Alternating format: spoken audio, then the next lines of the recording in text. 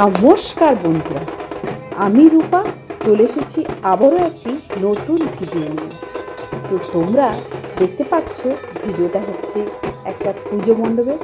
অবশ্যই খুব সুন্দর এবং খুব বিখ্যাত একটা পুজো মণ্ডপ।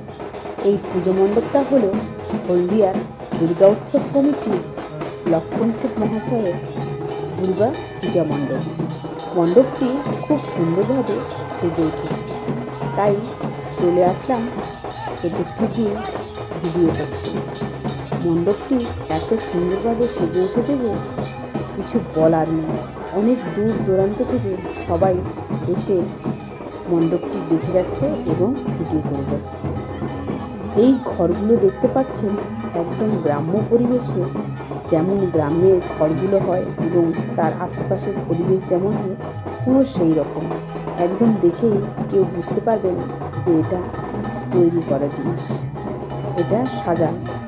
এত সুন্দর হয়েছে এবং তার সঙ্গে সঙ্গে চারিপাশে যে রাজবাড়িটা হয়েছে না, দেখেই চোখ ধাঁধিয়ে যাবে।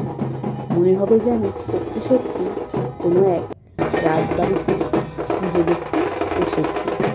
তো বন্ধুরা, তোমাদের সবাইকে বলছি তোমরাও চলে এসো এই সুন্দর পুজো মণ্ডপটি দেখতে এবং দুর্গা মাকে দর্শন করতে।